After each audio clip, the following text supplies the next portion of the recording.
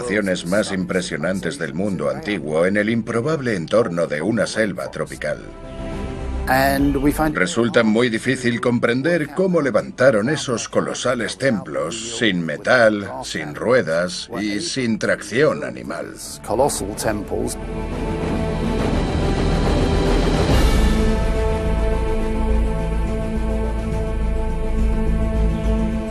Durante más de 1000 años desde el siglo V después de Cristo aproximadamente, los antiguos mayas prosperaron en Centroamérica como una de las civilizaciones más espléndidas del mundo hasta que la conquista española en el siglo XVI puso fin a su grandeza. A diferencia de otras civilizaciones precolombinas como la azteca y la inca, los antiguos mayas nunca tuvieron un imperio unificado, sino un grupo de ciudades-estado independientes y a menudo enfrentadas en una amplia área que abarcaba unos 1000 kilómetros de norte a sur y unos 600 de este a oeste. En este episodio viajaremos en el tiempo para explorar más de 1000 años de historia maya a través de los extraordinarios relatos de sus ciudades más destacadas. Nuestra historia comienza en el siglo VII después de Cristo, con el apogeo de una de las ciudades más antiguas de los mayas, Palenque, en el sur de México.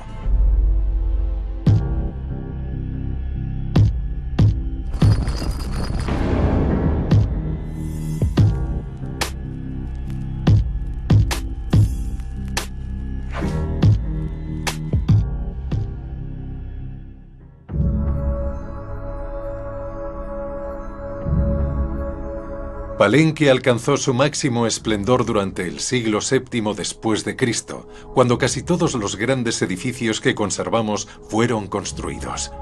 La mayoría de ellos se levantaron durante el largo mandato del rey Pacal el Grande, quien gobernó Palenque entre los años 615 y 683 después de Cristo. La historia de Palenque, una de las primeras grandes ciudades mayas, es una de las que conocemos desde hace más tiempo, pues fue de las primeras en ser investigada por los arqueólogos durante los siglos XVIII y XIX. El edificio excavado aquí en la década de 1890, conocido como el Palacio, pudo ser uno de los edificios más importantes de Palenque. De los edificios públicos concentrados aquí, este era una especie de parlamento. Es probable que el gobernante se reuniera aquí con todos los miembros del palacio para tomar decisiones sobre la ciudad, sobre el reino. Es el lugar que representa el poder y la exclusividad de la élite de Palenque. En el centro del palacio hallamos un gran patio decorado con imágenes de prisioneros de guerra humillados, capturados durante ataques a otras ciudades y traídos aquí casi con certeza para ser sacrificados ritualmente. En las paredes del palacio, las imágenes esculpidas en estuco representan a los poderosos gobernantes de Palenque ataviados con una indumentaria propia de los dioses. Lo vemos en todos sus atributos, en la ropa que usan, en el tocado que llevan. Representan al dios del sol, al dios de la lluvia, al dios de la agricultura. Era una manera de decir que eran los representantes de los dioses aquí en la tierra. Sorprendentemente, pese a que estas imágenes de estuco llevan expuestas a los elementos más de 1300 años, aún quedan pequeños vestigios de los vivos colores originalmente empleados. De hecho, no solo estas imágenes de estuco fueron pintadas, sino que aquí en Palenque y en todo el mundo maya, el aspecto de sus grandes edificios era muy distinto al actual. La maravillosa Merle Green Robertson trabajó durante 40 años en Palenque y pudo demostrar que hacia el final de la vida en la ciudad, la mayoría de sus edificios públicos estaban pintados de rojo, casi con seguridad de hematita molida, un óxido de hierro extraído de la piedra caliza. Edificios como este, el Templo del Sol, no solo fueron pintados de rojo de arriba a abajo, sino decorados con otros llamativos colores. Construido a finales del siglo VII después de Cristo, destaca en particular por su elevado techo en forma de peine, el cual actuaba como un gigante cartel que anunciaba al rey de Palenque y su cercanía a los dioses. Como era frecuente en edificios mayas, su color más sagrado, un pigmento único conocido como azul maya, se reservaba para los gobernantes y dioses que moraban en los cielos. Pero el templo más famoso de Palenque es el Templo de las Inscripciones.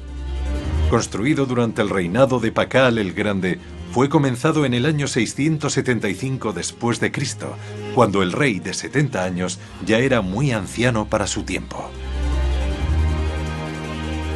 Hasta el pasado siglo se creía que, al igual que otros edificios singulares, era un mero templo dedicado a la adoración de los dioses. Pero a principios de los años 50, un sensacional descubrimiento del arqueólogo mexicano Alberto Ruz transformó nuestra visión de la importancia del edificio.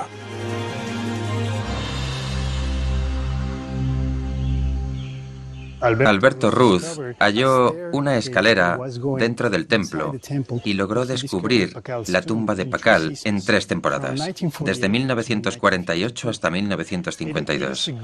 Fue un gran momento, no solo para la arqueología mexicana, sino para la arqueología mundial, pues por primera vez supimos que había tumbas dentro de esos templos.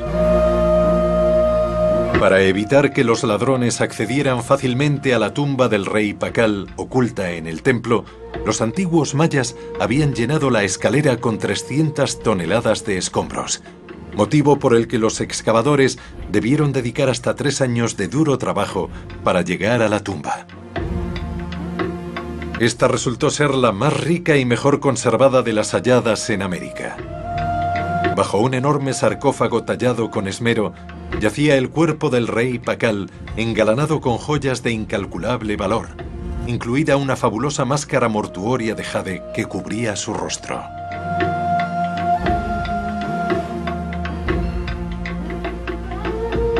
La tumba del rey Pakal fue la primera tumba real hallada intacta en un templo maya. Desde entonces, se han encontrado muchas otras tumbas de gobernantes mayas, especialmente en Tikal, Guatemala, y Copán, Honduras.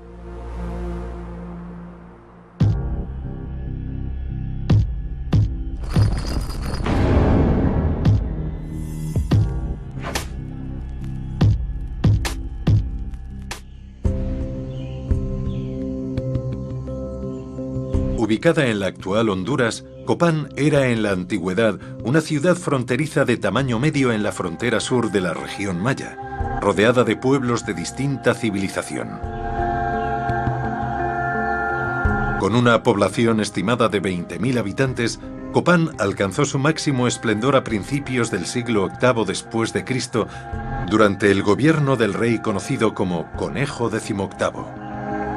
La mayoría de los grandes edificios de Copán fueron construidos durante su reinado. Sin embargo, recientemente se descubrió que 2 de los templos construidos por Conejo XVIII contenían tumbas de anteriores reyes de Copán.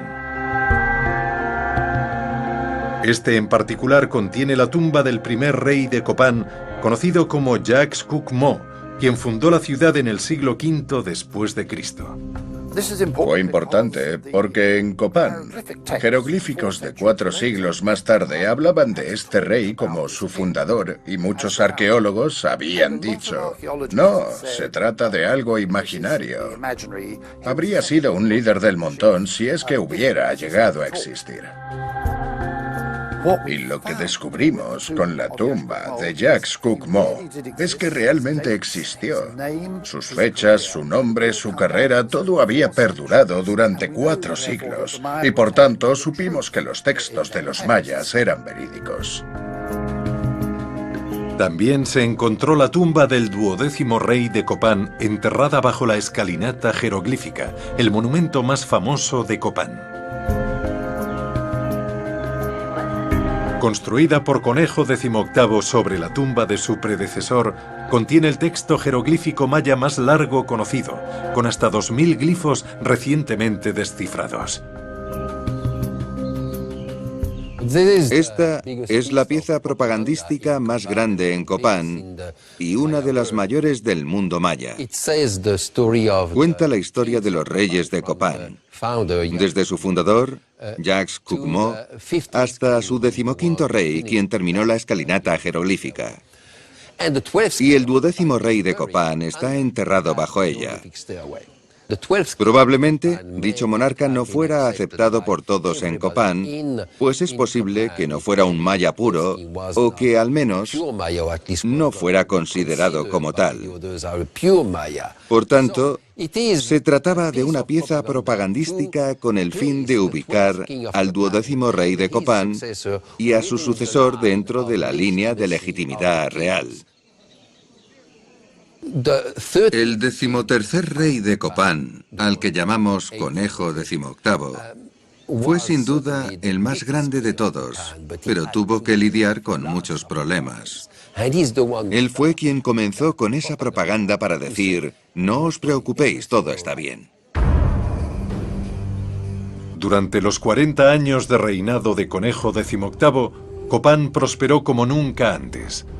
Pero al final de este mandato, un conflicto cada vez más profundo con las ciudades mayas vecinas preludió la inminente caída de Copán. Estaba en conflicto con Quiriguá, y Conejo XVIII sería arrestado por su rey y sacrificado allí.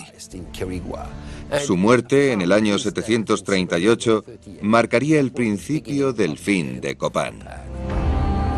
Copán tendría 4 reyes más, pero sus días de gloria pronto llegarían a su fin. No habían pasado ni 100 años de la muerte de Conejo XVIII cuando poco después del año 800 después de Cristo cayó la gran ciudad-estado de Copán.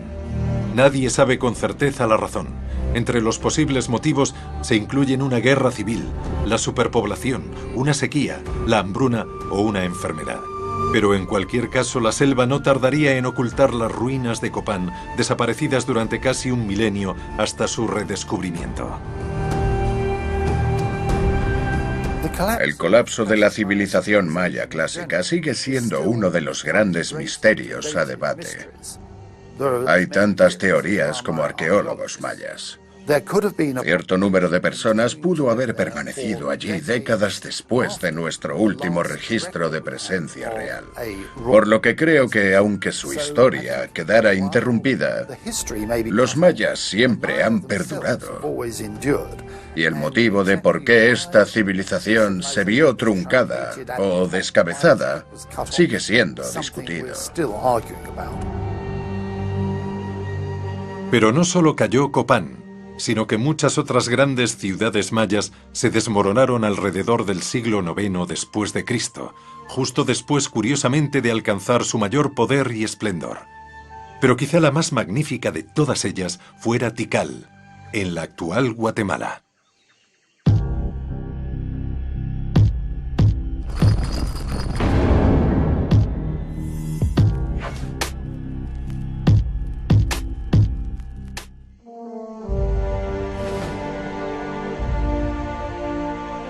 Mucho más grande y poderosa que Copán, su aliada subordinada, Tikal ya era una importante ciudad siglos antes de que ésta alcanzara prominencia, aunque su era de mayor esplendor también tendría lugar en el siglo VIII después de Cristo. 4 años antes de la captura y sacrificio de Conejo XVIII en el año 738 después de Cristo, el rey más grande de Tikal, Hasau Chan Kawil, conoció un final mucho más feliz, sepultado con gran pompa y ceremoniosidad bajo el templo más famoso de Tikal, conocido como Templo 1.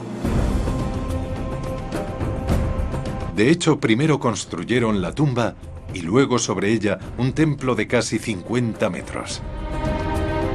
En el santuario de la parte superior, la más cercana al cielo, los sacerdotes mayas realizaban rituales en honor al fallecido rey.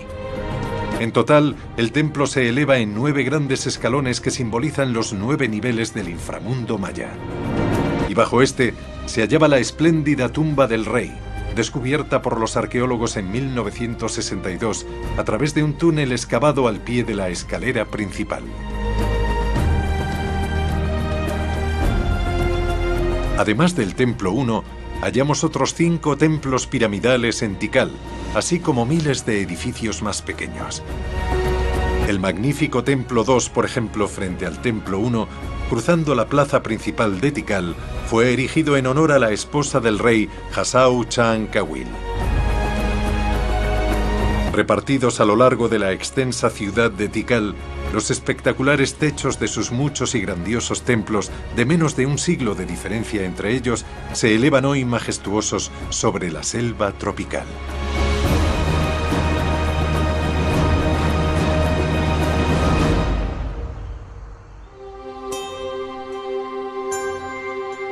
Sin embargo, hasta que Tikal fuera redescubierta a mediados del siglo XIX, sus grandes templos habían permanecido ocultos bajo la selva desde hacía un milenio, cuando se produjo el misterioso colapso de Tikal y otras muchas ciudades mayas en torno al 900 después de Cristo. Estas excepcionales fotografías de Tikal fueron tomadas en la década de 1880 por el arqueólogo británico Alfred Maudsley, quien, ayudado por un gran equipo, fue el primero en despejar la zona para que los grandes monumentos de Tikal pudieran ser estudiados. Alfred Maudsley marcó prácticamente el comienzo de la arqueología maya en Tikal. Existen casi 3.000 estructuras arqueológicas identificadas como parte del área principal de la antigua ciudad de Tikal.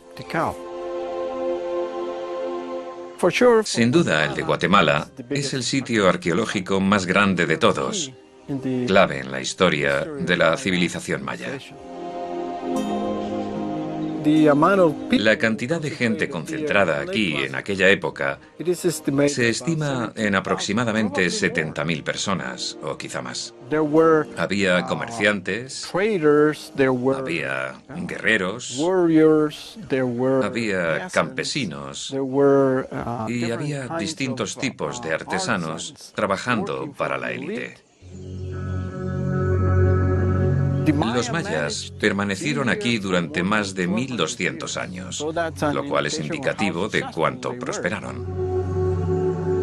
Dada la extraordinaria cantidad de tiempo en que Tikal había florecido, su repentino final resulta más que misterioso.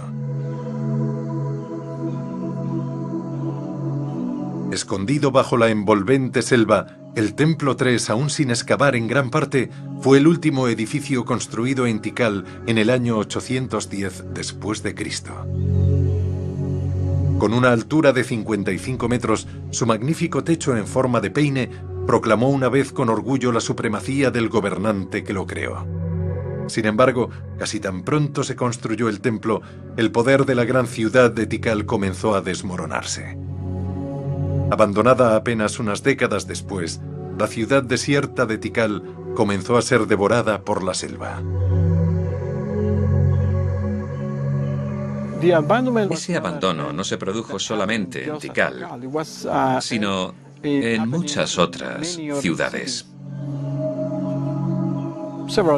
Hasta hace varios años, los arqueólogos y antropólogos trataban de explicar el colapso maya en términos de una sola causa: un terremoto, una enfermedad, una guerra. Pero ahora, con las evidencias arqueológicas, epigráficas y de diversas fuentes, entendemos su caída como una combinación de varios factores.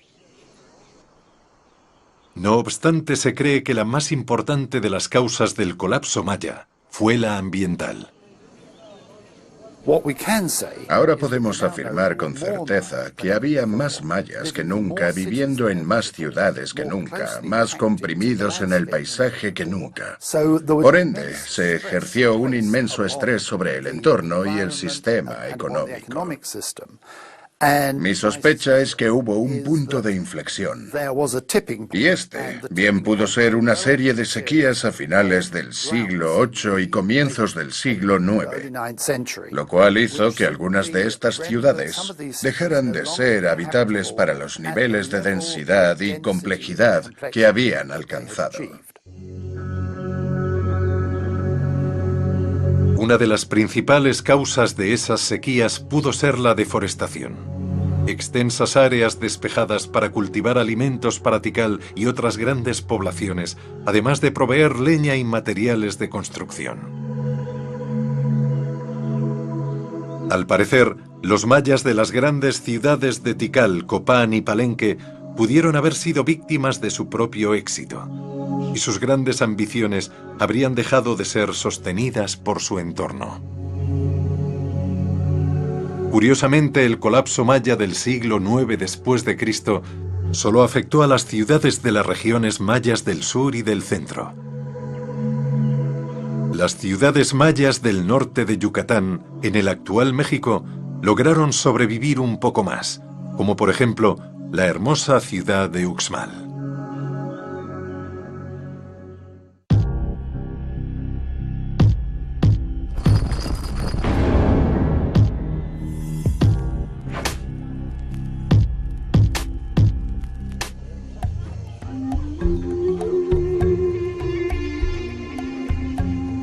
Uxmal, declarada Patrimonio de la Humanidad por la UNESCO, es una de las ciudades mayas mejor conservadas, en parte debido a la alta calidad de sus piedras y técnicas de construcción, y también al clima seco de la región.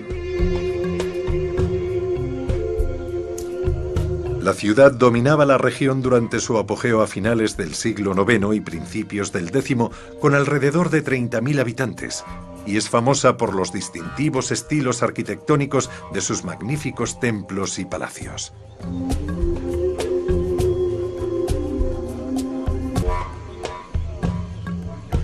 El llamado Palacio del Gobernador, de casi 100 metros de largo y 15 de ancho, ejemplifica su estilo con un mosaico de patrones geométricos a lo largo de su fachada, intercalados con vívidas máscaras de dioses mayas. Está decorado con el friso más largo de mosaicos de piedra de la zona maya. No sabemos cuál sería su función, pero es el candidato más probable como Palacio de los Reyes de Uxmal. Elevado sobre una gran plataforma para dominar la ciudad, se estima que 500.000 de toneladas de tierra y rocas debieron de ser desplazadas para crear la base sobre la que se erige el Palacio del Gobernador.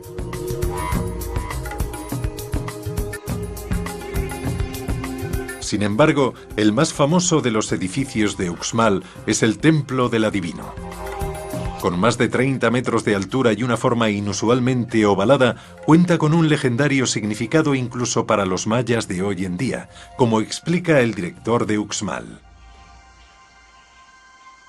Es una gran satisfacción para mí trabajar en Uxmal, primero porque soy heredero de esta cultura, soy maya. Los que habitaron y construyeron aquí fueron nuestros ancestros. El Templo del Adivino está relacionado con una leyenda que ha permanecido de manera oral de generación en generación hasta nuestros días. En la ciudad vivía una vieja hechicera que tuvo un hijo, un enano muy inteligente, y el enano asume el poder de Uxmal. Mandó a construir el Templo del Adivino en una sola noche. Y obviamente el Templo del Adivino, se construyó en un largo periodo de tiempo. La base del templo es del año 400 a.C. Y tenemos otras subestructuras que se construyeron en el año 600, en el año 810 después de Cristo. Y la última fase, que es el año 950 después de Cristo. Es un edificio que se construyó durante un muy largo periodo de tiempo.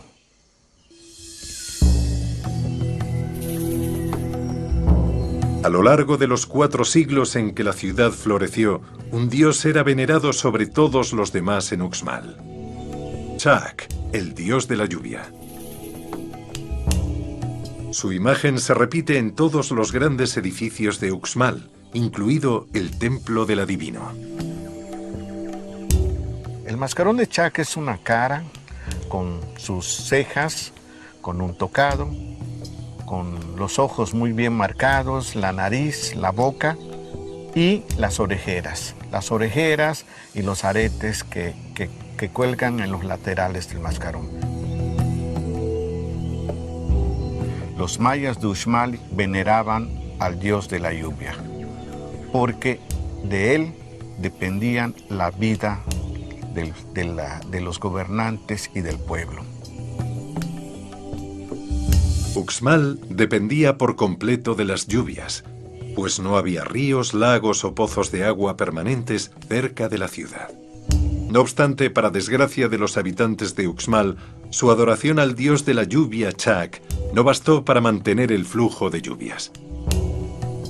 Pruebas científicas demuestran una gran sequía a finales del siglo X después de Cristo, y es posible que por su causa la ciudad fuera abandonada.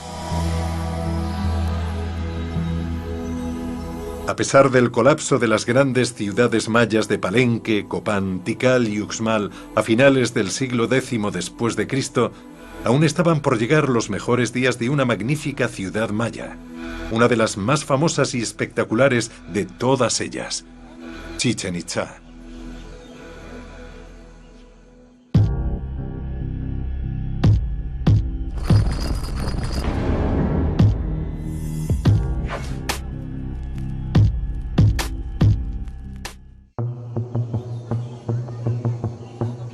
Durante gran parte de los siglos X, XI y XII después de Cristo, Chichén Itzá era la ciudad maya más grande y poderosa que quedaba, con una población de hasta 50.000 personas.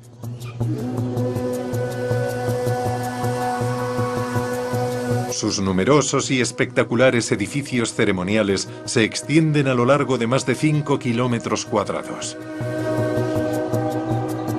Pero el más famoso de todos se halla en pleno centro de la ciudad, el templo de Kukulcán o serpiente emplumada en idioma maya, también conocido como el castillo.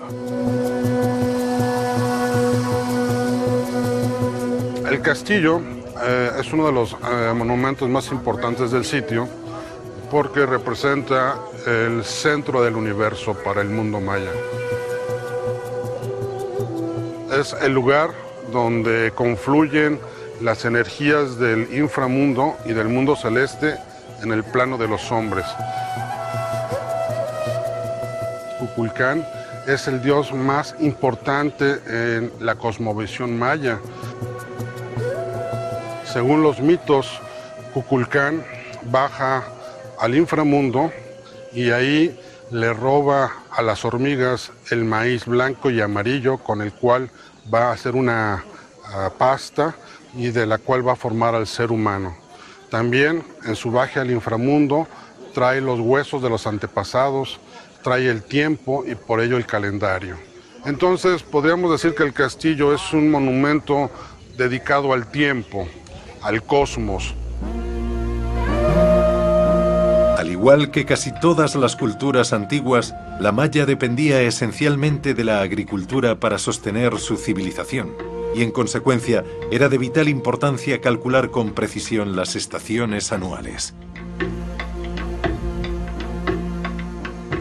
Por ello es que llevaban un cómputo muy exacto de los ciclos solares, de la luna, de Venus y de algunos otros astros en el cielo.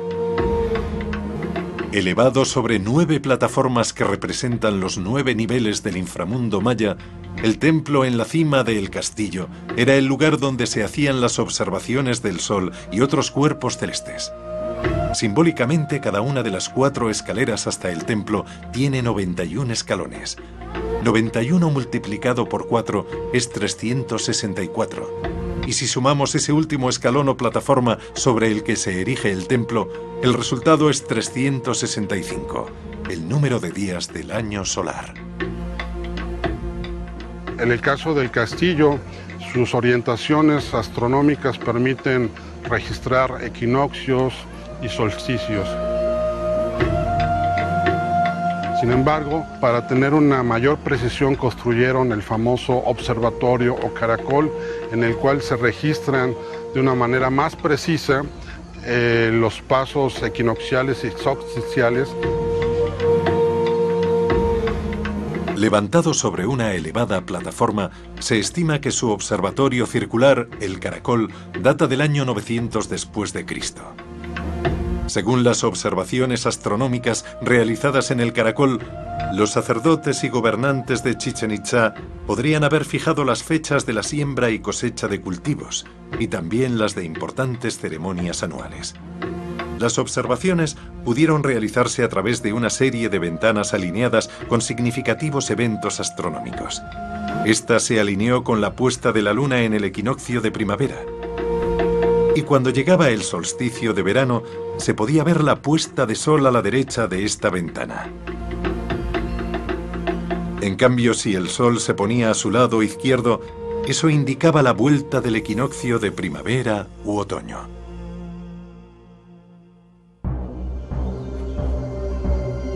Para su época, los mayas eran grandes astrónomos, capaces de identificar con precisión el cambio de las estaciones. Pero había un lado mucho más oscuro en su determinación por asegurarse unas buenas cosechas. En lo alto de cada una de las puertas principales del observatorio, vemos las máscaras del dios de la lluvia, Chak, de cuyos caprichos dependía también su agricultura. Con el fin de persuadir a Chak para mantener el flujo de lluvias y evitar desastrosas sequías, los sacerdotes mayas realizaban numerosos y macabros sacrificios humanos. Muchas de las víctimas eran arrojadas al llamado cenote sagrado. Los investigadores, arqueólogos, han encontrado sacrificios humanos. Se había supuesto que solamente eran doncellas, pero los restos óseos nos hablan de que había hombres, mujeres, niños, ancianos de todas las edades, no necesariamente doncellas vírgenes. Además de estos sacrificios humanos para evitar la sequía, se cree que los mayas realizaban muchos más para mantener el sol en el cielo.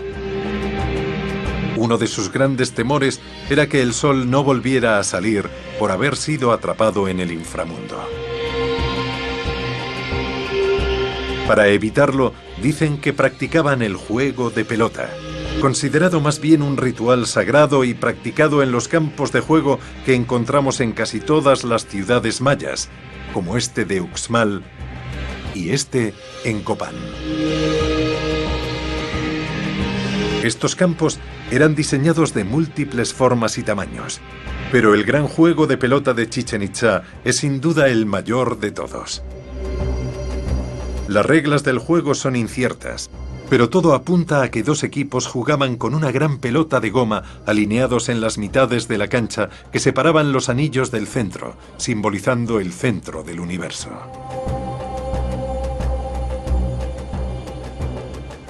La pelota representaba el sol y era golpeada por los jugadores y el sol viajaba de un extremo del universo al otro. Al final del juego había un sacrificio, lo que aún no sabemos con certeza si eran los ganadores o los perdedores, los cuales eran sacrificados. Posiblemente el que era sacrificado era el ganador, porque era un privilegio ir a morar con los dioses en ese paraíso prometido. En los paneles del juego de pelota podemos observar cómo hay dos grupos de guerreros con un capitán decapitado al capitán del equipo contrario y se le ve portando la cabeza y el cuchillo con el cual ha sacrificado al capitán del equipo contrario. Y ese capitán sale en chorros de sangre en forma de serpiente. Una representación de lo sangrientos que podían ser los sacrificios humanos del juego de pelota la encontramos en la plataforma de los cráneos, junto al gran juego de pelota. Aquí se cree que los sacerdotes mayas no solo colocaban las cabezas de los jugadores decapitados, sino de numerosos cautivos y prisioneros de guerra sacrificados al mismo tiempo. La decapitación era un método de sacrificio, y sabemos que extraer el corazón era otro. Echaban a la víctima hacia atrás sobre un altar y con un cuchillo cortaban justo debajo de la caja torácica.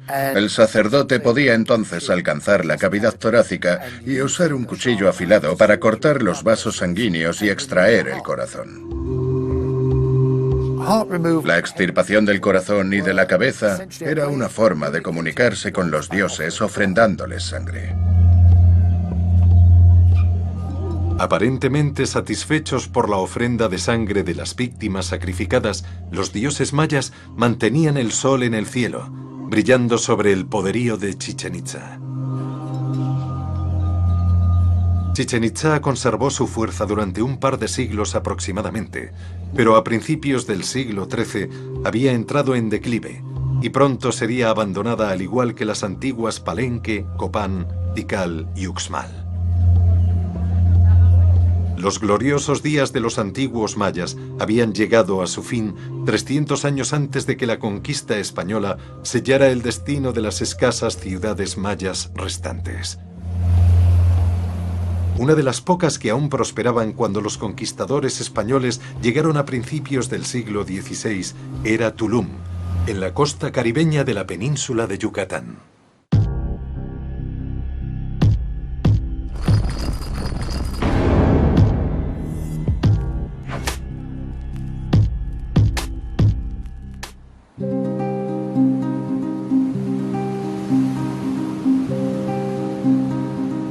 Construido en la costa con vistas al mar Caribe, el antiguo puerto de Tulum fue una de las últimas ciudades construidas por los mayas, la cual floreció desde el siglo XIII en adelante. Con apenas unos miles de habitantes, esta ciudad mercantil prosperaba gracias a los beneficios del comercio costero. Era uno de los muchos puertos que existían a lo largo de la costa. Núcleos del comercio internacional en canoa, que en la época del viaje de Colón sabemos que llegaban hasta lo que es hoy en día el actual Canal de Panamá.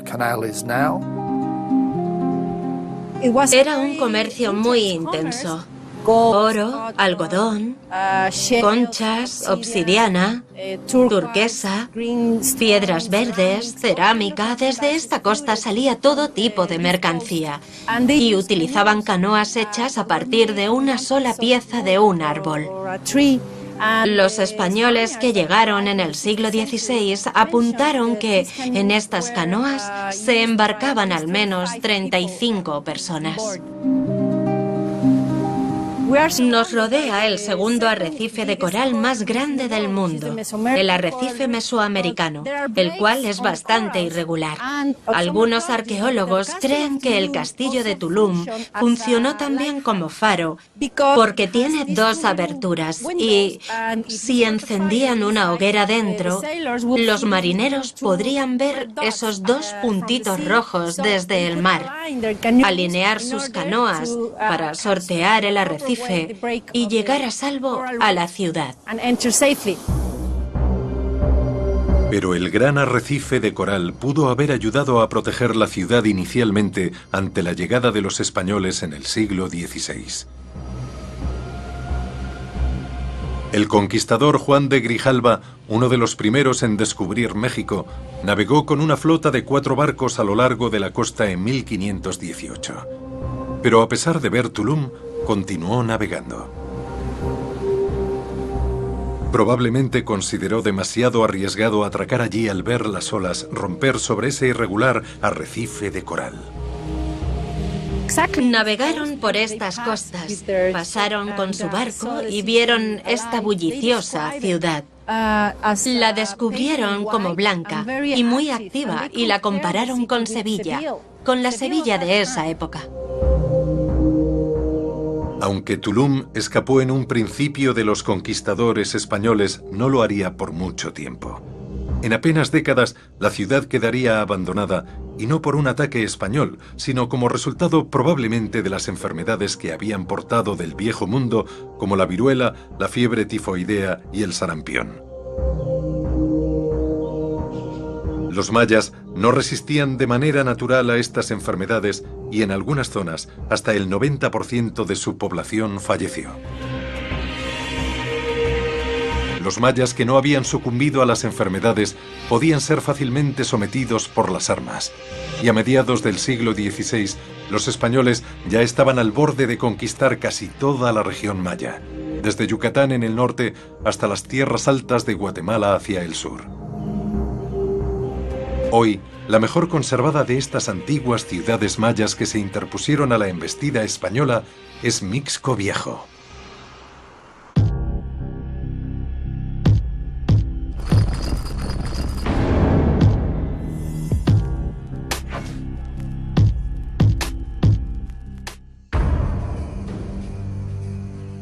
Situada en la cresta de una montaña rodeada de profundos barrancos, Mixco Viejo era una novísima ciudad en el momento de la conquista española, fundada menos de 100 años antes.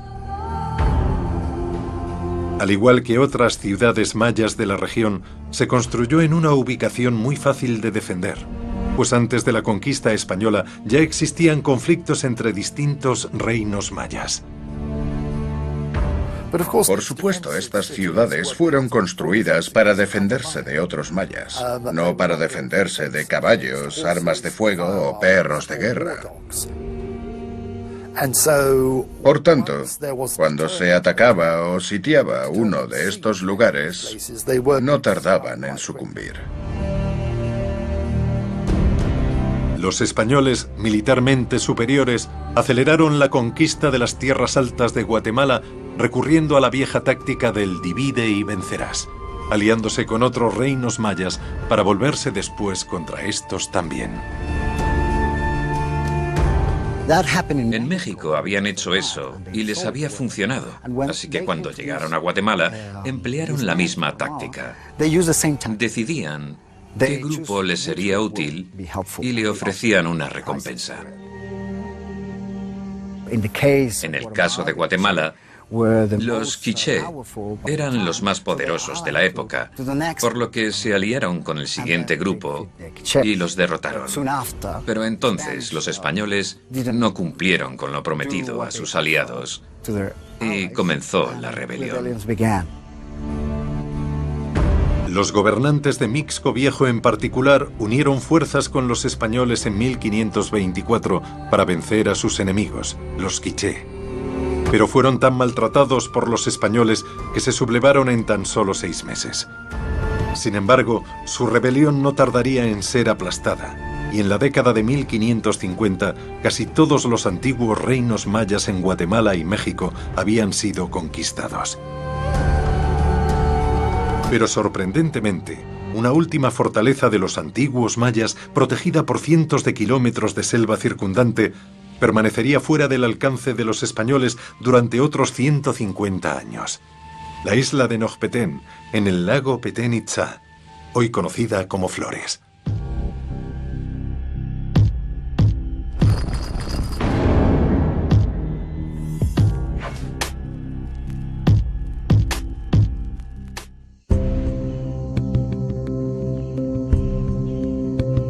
Nojpetén, la moderna ciudad de Flores, bellamente ubicada en una isla en medio del lago Petén Itzá, fue hasta 1697 la capital del pueblo Itzá y el último reino maya invicto. Rodeada por una zona selvática prácticamente impenetrable, Nojpetén extendió en más de un siglo la supervivencia de cualquier otra gran ciudad maya. En realidad, sobrevivió por un abandono benévolo, hasta que los españoles decidieron que debían hacer algo con el que era conocido como un reino independiente y, en concreto, un refugio para los disidentes de las áreas españolas cerca de Yucatán. Tras decidir que la resistencia de Nojpetén debía ser aplastada, los españoles construyeron una calzada a través de la jungla en la década de 1690 para permitir el avance de un ejército. Con el fin de evitar la batalla, varios misioneros se adelantaron con el fin de persuadir al orgulloso gobernante de Nojpetén, el rey Canek, para que se convirtiera al cristianismo y se sometiera pacíficamente al dominio español. Los misioneros franciscanos llegaron a Nojpetén, pero su rey era leal a sus dioses y no quería ni oír hablar del cristianismo. Por tanto, rechazó la visita, pero en un acto de rabia, los sacerdotes subieron a lo alto de la actual isla de Flores y destruyeron sus ídolos, situados frente al principal templo de la ciudad. Enfurecido, el rey Canek ordenó que los misioneros fueran expulsados de la ciudad. Sin embargo, al poco tiempo, volvieron una última vez para intentar que se convirtiera. Trataron de hablar con el rey Canek, pero este, por la noche, masacró a todo el grupo. De este modo, envió un claro mensaje a la Iglesia y a la corona de España. No quería ser dominado por los españoles. Esa fue la chispa que llevaría allí a un enorme ejército el 13 de marzo de 1697, y no en son de paz, sino declarando la guerra al pueblo de Nojpetén y su rey Canek. El terrible ataque del 13 de marzo aniquilaría a muchos de los Ichá de la isla y supondría el final de su civilización en la gran isla de Nojpetén. Aquello fue una gran tragedia para el pueblo maya después de haber sido una de las grandes culturas del mundo. El antiguo templo maya de Nojpetén fue demolido tras la captura de la ciudad, y sobre sus ruinas se edificó una iglesia católica para sepultar su pasado pagano para siempre.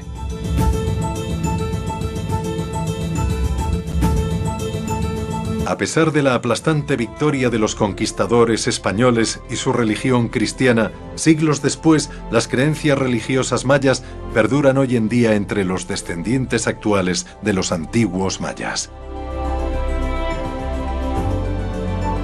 Por ejemplo, en las ruinas de Mixco Viejo en las tierras altas de Guatemala, indígenas mayas aún acuden a los templos de sus antepasados para rezar. La cultura no desaparece de un día para otro. La cultura prevalece en el tiempo. Y un ejemplo es que Mixco Viejo y otros lugares como este siguen vivos. La gente viene aquí para orar frente a su lugar de origen, el lugar del que provienen. Es algo que sigue vivo para ellos.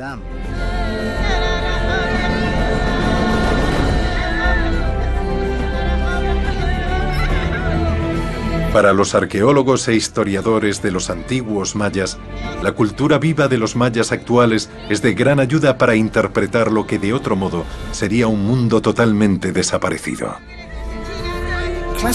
La antigua civilización maya desapareció hace más de 1000 años. Pero los propios mayas sobrevivieron. Existen 6 millones de ellos que todavía hablan 28 idiomas mayas. Su cultura y sus lenguas son absolutamente cruciales para entender la cultura de sus antepasados. Hoy en toda la región la cultura maya perdura, mientras que las espectaculares ruinas de los antiguos mayas recuerdan a sus descendientes que aquellos un día gobernaron estas tierras y crearon una de las mayores civilizaciones del mundo.